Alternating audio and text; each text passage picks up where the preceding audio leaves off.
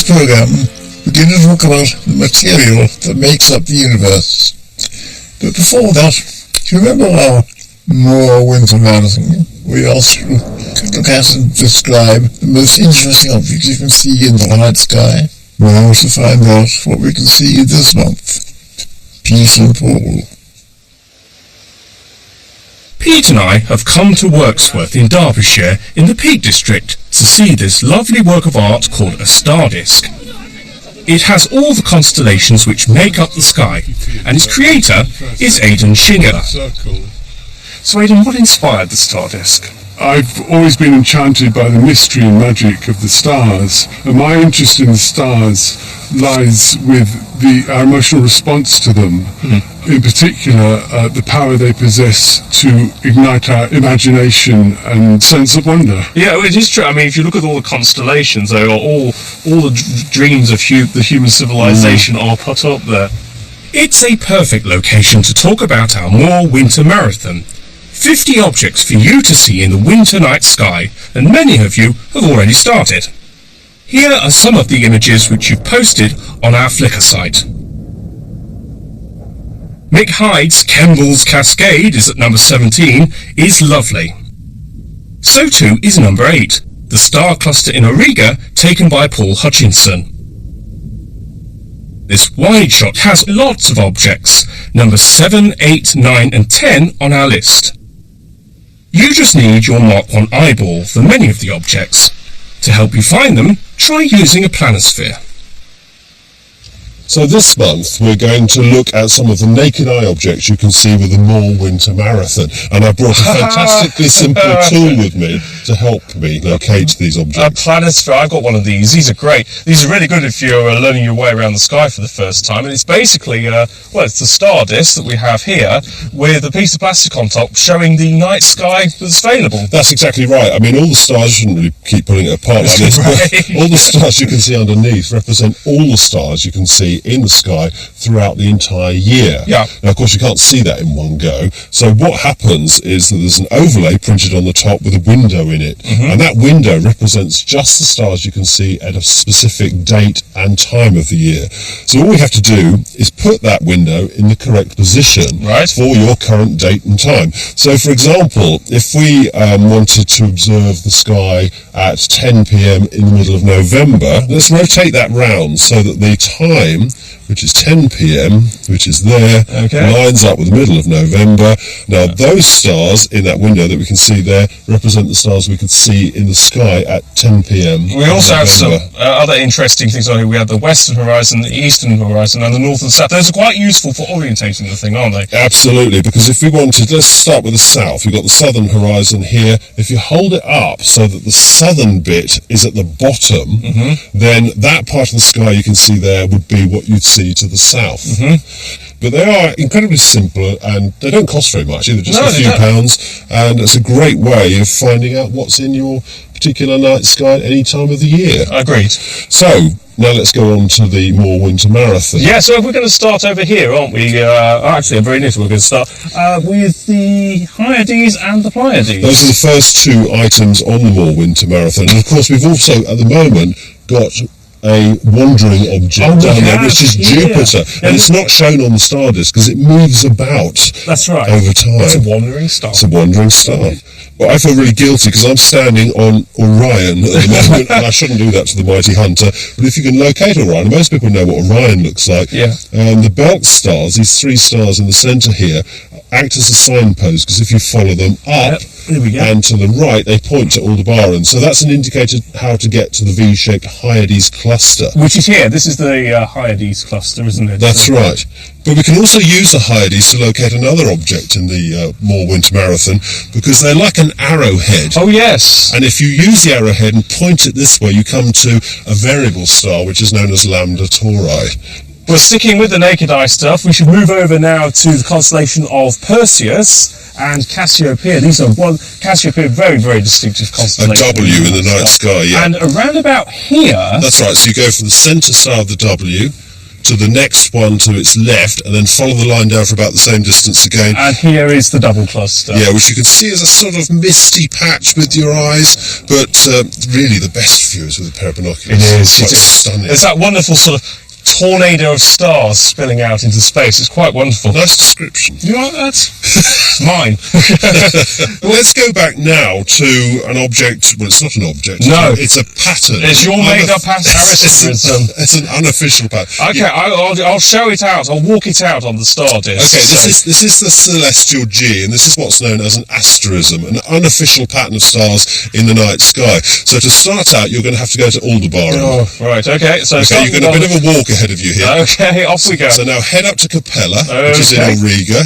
Okay, here we go. The yellow star. Okay, and now down to Castor and Pollux, the two bright stars in Gemini, the twins. There we go. Now down to Procyon, which is the brightest star in Canis Minor, the little dog. Down to Sirius, the brightest star in the night sky. And then Rigel, up to Bellatrix, and then across to Betelgeuse. It's most of the sky. It is most of the sky, but it's a really fun pattern in the sky, especially for kids, to point out some of the brighter stars that you can see. It is. Let's hope we get some cold, clear nights in November for you to take part in our Moor Winter Marathon. You can find the lists, guides and information on our website, bbc.co.uk/Sky at Night. Next month we will talk about some of the things you can see with a pair of binoculars. A whole world of clusters and even a galaxy. Now it's over to Chris Lintott, who's on Solsey Beach on the trail of dark matter. It's the story of stuff and what makes up our universe. Everything's the same here on Earth, whether it's the sea, the air, the rocks. They're all made of atoms, whether it's hydrogen, oxygen, nitrogen, or any of the rest. It's all the same. But that's not true of the universe. Wherever we look in the universe, rather frustratingly, something just doesn't quite add up. In the cosmic sweet jar, the coloured jelly beans represent the stuff that makes up you and me, which makes up the planets, the stars, and even the galaxies. The rest, amounting to 6 times as much, is made of something we don't see, a mysterious substance known as dark matter. In our cosmic sweet jar, the result is more black jelly beans than anyone could possibly devour. But in space, the consequences are rather more serious.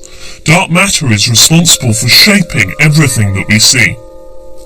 What's so shocking is that there's so much dark matter, and yet it eludes direct detection. We can see its effects, we just can't hold it up for inspection. So Carlos, I think we've got some jelly beans to help us illustrate dark matter.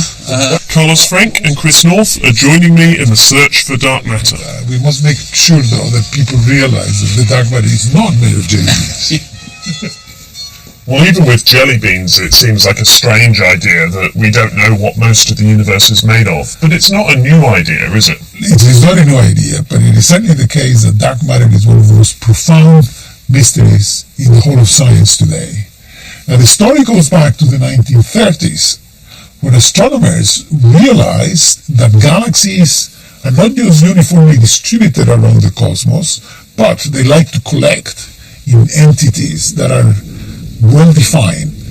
The most visible of those are galaxy clusters. These big cities of galaxies, with Cities of galaxies. Hundreds or thousands of bright galaxies, all making a galaxy cluster. So how does a cluster tell you about dark matter? Well, it was recognized that galaxies in the clusters are swarming around, and astronomers asked a very simple question. What keeps a galaxy cluster together? What is confining the galaxies in the cluster? Must be the force of gravity. What else? And then came the real shock, because when astronomers worked out how much gravity the galaxies that we could see produced, they realized there was a gravity deficit. They realized that there had to be 10 times more mass in the cluster than the mass that they could see in the form of stars. So we can weigh the stuff we can see. We can weigh the stars and the gas and the dust and so on in these galaxies by essentially counting stars. We just know, we understand stars. Stars are nice and simple. Right? So. But they're not enough. They were not enough. It was recognized that something else, that is not stars, is not gas, is something else, hopefully not jelly beans, something else, was responsible for keeping galaxy clusters together. And those news came as a shock. It was a real stunner. The universe is full of stuff we cannot see. And so that was the 1930s, and this endured as a mystery. And then I guess the next shock came when people looked not at clusters of galaxies, but at galaxies themselves, individual galaxies like our own Milky Way. Exactly, and the story was exactly the same. In a galaxy, a beautiful galaxy, these amazing things that nature has made, these galaxies with stars going round and round the center in circular motion. Just like the sun goes around the center of the Milky Way. Exactly. Why does the Milky Way not just fly apart? And the answer is gravity again. And not the gravity of what we can see, because that's only a very small fraction of the gravity that's needed. So we now know that galaxies like our own Milky Way are sitting in a clump of something we cannot see, a clump of dark matter, and it is that dark matter that keeps our galaxy in place. Thank God for dark matter. Otherwise, our galaxy would not exist. And it's distributed differently. So if you think of our galaxy, as Patrick would say, as two fried eggs back to back, you have the disk and a bulge at the center. Where's the dark matter? Well, the dark matter is very much not in the disk. It's in a much larger volume. It's in what we call a halo. It's a spherical region, roughly, around the galaxy. And so if we look at other galaxies, we see the disks of stars, and gas and dust, all the normal matter, the ordinary matter. And if we then say where the dark matter is, it is in this roughly spherical blob, this halo around them, and quite a lot larger than the stars are as well. It's only a few times bigger, and you get this halo of dark matter. And it's the gravity from the halo that keeps the disk stable and enables it to be able to turn. Most of the exciting stuff, really, for me, is the dark matter. You're a fan of the black jelly beans, in other words. I like the black jelly beans, and the other color ones. For one thing, I never know which color to choose. And I don't really know what's inside them. Now, dark matter is almost certainly some elementary particle, some mysterious and yet to be discovered elementary particle. Some physicists believe that they've narrowed down the possibilities and that, in fact, we're zooming into the identity of the dark matter. But whatever it is, we know it's everywhere. It's not just in galaxies and clusters, it's everywhere. It permeates one of the... So it's passing through this room right now? It's passing through the room. And as we speak, there are billions of particles of dark matter going through your body. You just don't feel them because they produce gravity, but gravity is a very weak force. And so they don't interact with the rest of me. They don't interact with my normal matter. They just pass through. They pass straight through. They leave no sign. They are not radioactive. They don't collide with any of your atoms. And that's good for health and safety reasons. It's very bad if you're an experimental physicist and you want to detect one of these. Catch them as they You can't. They go through your instrument. So the only way we can measure dark matter is through its gravitational pull, through its effect on other particles and the force of gravity. For the most part. The problem is that gravity is really hard, and the mass is really hard to measure. That's why it's been so hard to pin down. We can work out it's roughly in these spherical blobs, these halos around galaxies, but working out exactly what shape they are is actually really very tricky. Well, sure, you're really fishing in the dark. Yeah, but we need more evidence to support such a strange theory. So what else have you got? Well, I agree. Extraordinary claims require extraordinary evidence. And the other source of evidence for the existence of dark matter comes from the phenomenon of gravitational lensing. So this is Einstein's old idea. Einstein's old idea. Let me explain to you how gravitational lensing works. In everyday life, light travels in a straight line. Not so when light wanders near a concentration of mass. A large concentration of mass. A very large concentration of mass. Light can be bent by mass. Now, imagine Chris is a background galaxy. Yeah, and imagine he looks like one. It looks galactic. And here is a galaxy cluster. Yep, with some dark matter and some ordinary matter. And some ordinary matter. And Chris is a source of light. A light ray from Chris coming towards me and the observer will be bent by the concentration of mass.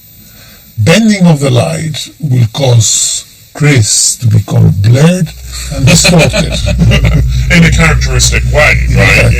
We'll see me. No, but we'll see you as an arc. And if you look at galaxy clusters, you see these arcs, don't you, around the outside of the cluster. And if you get it exactly lined up, you get a full ring. It's called an Einstein ring. Now, how does this tell us about dark matter? Well, I was about to ask. Well, you can look at a galaxy cluster and the way it bends light, and you soon conclude, if you can do your sums correctly, that the amount of mass in the divisible part of the galaxy is nowhere near enough. We're using this as a way of weighing this cluster that's in the way, essentially. And the answer is it weighs about 10 times more than the mass that you can see directly in the form of stars. Which is the number that we got from looking at the movement of the galaxy. So two very different ways of weighing the cluster, and they tie together. And they give us the same answer. How can we get a better understanding of exactly how much dark matter there is? Well, this astronomical evidence gives us an approximate number. But indeed, the universe has a way to tell us exactly what it is made of. And that takes us back to the very beginning of our universe, almost to the Big Bang itself.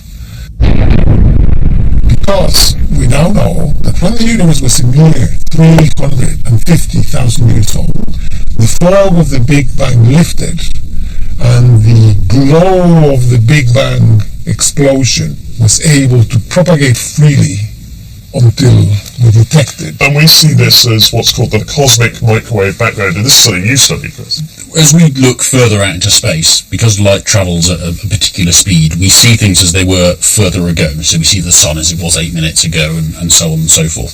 If we look really, really far away, we're looking billions of years back in time. And so we see the universe as it was when it was very young. When we see it in microwaves, it's actually all very, very similar. The early universe is very uniform, but there are bits that are slightly more dense and bits that are slightly less dense, and we can map out the temperature of the early universe and the density of the early universe. The first map of these hot and cold spots really changed our perception of the universe, because here we were looking at the baby universe, and this baby universe reveals the secrets of the cosmos, and in particular the pattern of hot and cold spots allows us to infer, using the laws of physics, the exact composition of the universe, the exact mixture of ordinary material and dark matter. And that, through measurements of these, that is what tells us to great precision that 84.5%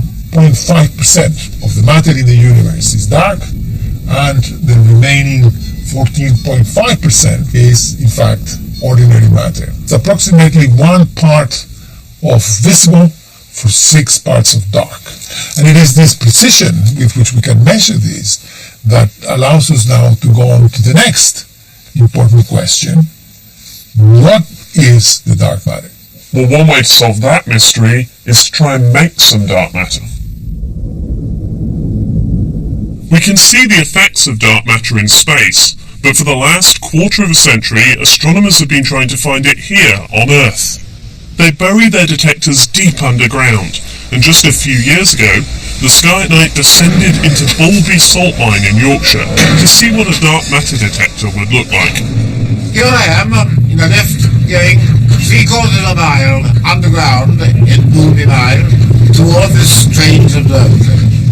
Despite all this effort, dark matter is still elusive, and so instead of waiting for a direct hit down in a mine, some scientists have grown impatient, and they're trying to produce their own dark matter at the world's most famous laboratory, CERN. We think of objects like this rock as being pretty solid, but it's not. It's full of billions of separate atoms. Each one has a nucleus with protons and neutrons surrounded by a cloud of electrons. Inside each proton is a whole world of even smaller particles, whose effects become apparent when protons are smashed together. In Geneva is the world's largest machine, the Large Hadron Collider, or LHC. It's probably the most sophisticated experiment ever carried out, and it's certainly impressive.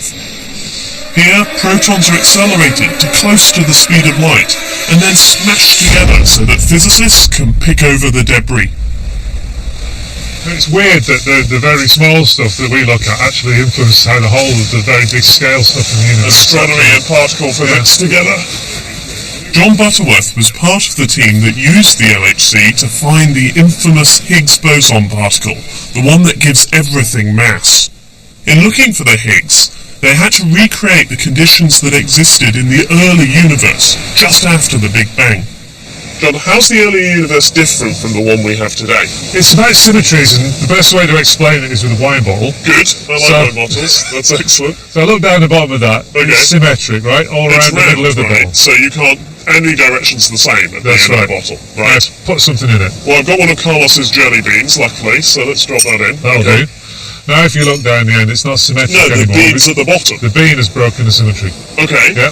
no, that makes sense, so that's no longer symmetric. Right, so the early universe was very symmetric, and the reason is there was a lot of energy, so the bean was jigging around.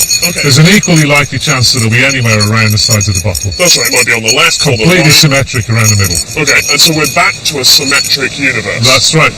But as you cool down past where the energies of As the the LHC universe are, expands, as everything cools down, if you don't have a collider, the beam drops to the bottom. that's right, this is everyday life, the bean is off on one side, the symmetry's broken. And it's only by having the symmetry there, the symmetry's still there in the bottle, we haven't changed we haven't physics. changed the universal physics. That's right, it's just the cold bit, when the bean is no longer got loads of energy, then the symmetry's broken.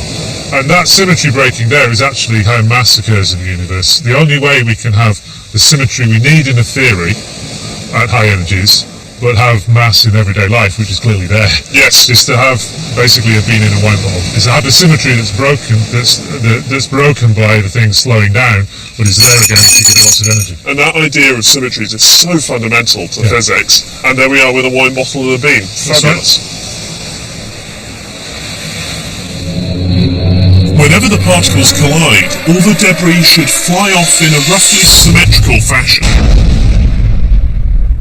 If that doesn't happen, then that might be the signature of dark matter. The sign we're looking for might be there already, buried in the data that the LHC has already provided. Now, you found your Higgs, so particle physicists are happy, although you've got other stuff to look for. For us, as astronomers, what we need you to do is find dark matter. Is there any hope of the LHC helping us out? There is indeed hope. I mean, you may be surprised to hear that actually, because dark matter is of course dark, it's hard to see. But there is a chance that the LHC is actually a dark matter factory, that we're actually making dark matter in the lab right now, yes. It will be hard to see. In fact, the particles themselves we will not see. But we surround the beam with these huge detectors which are essentially concentric layers of different technologies to interrogate these collisions. So if we see something flying off in one direction and nothing in the other direction, then we know something's missing. We know the event is imbalanced and we know something must have been there. Because the rules of physics say that roughly things have to go in equal Yeah, directions. the momentum is conserved. And so that would look like in your detector, if you've got your collision here, you'd have stuff going in this direction, and if you see nothing, you know you're missing something. Yeah, exactly. Okay, so any sign of dark matter yet? Nope. And that's expected, right? It's going to take a while. Well, no, there are a lot of theorists who thought we might have found it by now and would have told us experimentalists that we would have done, but we haven't yet.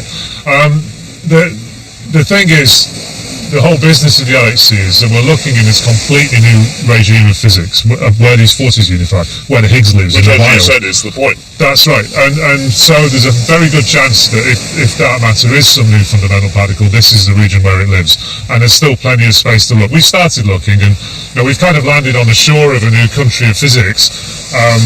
Okay, the dark matter wasn't hanging around on the beach, but it might be further inland. And we're exploring that now, and we've got a lot of exploring to do still.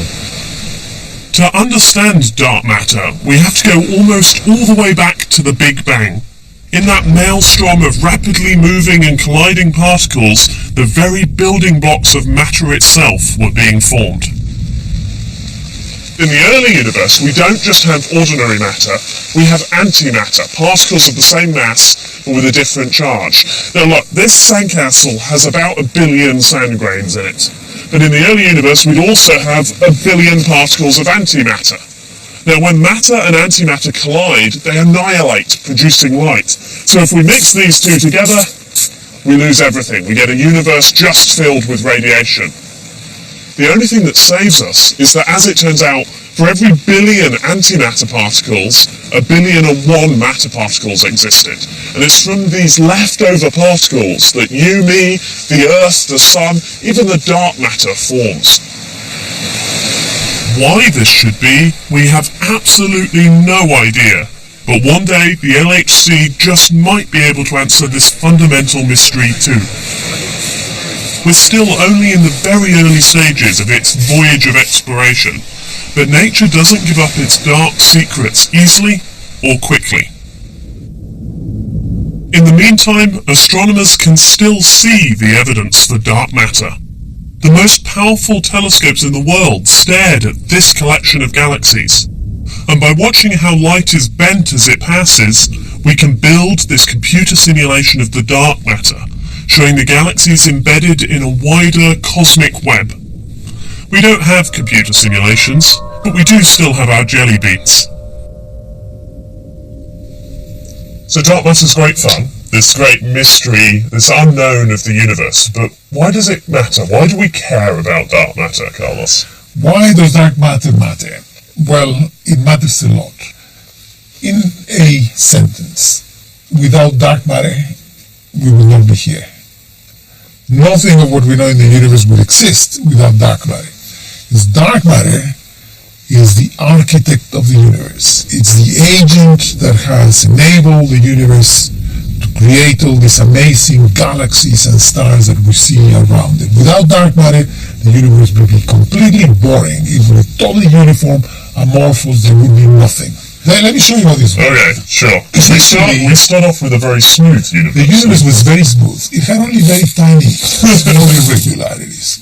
Here's a smooth universe. Okay, full of dark matter. Nothing, full of dark matter in the proportion of 1 to 6. Okay. All mixed up, and all without any structure, without any shape, without anything interesting. But then, inexorably, gravity begins to work. And the way it does it, it exploits small irregularities in this initial...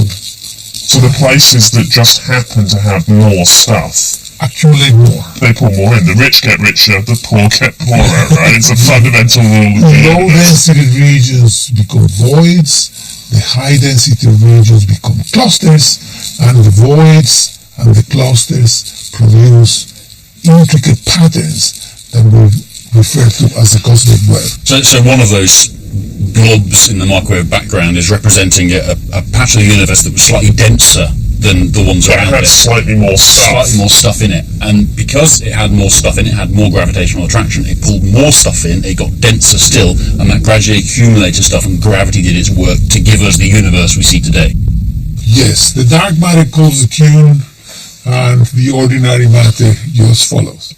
So we've talked almost entirely about looking up at the skies to see dark matter. We've talked about trying to make our own dark matter, but we can also try and detect the billions of dark matter particles that are passing through us. There's a group in Italy in particular who tell you that they've seen the effect of dark matter. Yes, I think this is like in the 100-meter race in the Olympics, that you get inevitably, as the tension builds up, you get false starts. You get a few false starts. I don't think these claims are yet conclusive. They are disputed by many other groups who fail to find the signals, but it just tells us this turmoil in the community, and that to me smells like we're something very, very close. So I personally are of the feeling that we're really homing in, and if we don't find it, then I think things will get very interesting. Because if we don't find it, then we can't explain this universe. Well, exactly. Or it tells us, well, the dark matter is not what you think it is. So we don't find it within a reasonable amount of time. I won't tell you exactly how many years. Then we will have to conclude that we were going up the wrong path, and we have to turn make a turn and look for a different kind of particle. Well, we'll see what happens, but I think it's amazing that we've come so far, and yet there's so much of the universe that we don't understand. So I think we should consume this universe. Chris, what flavour do you want? I'll give some red. Right, I'm eating the dark matter. Yeah, me too. I think that is really what's most important. It's made of strawberries. For our next program, we're going to talk about Mercury and the Moon. So until then, good night.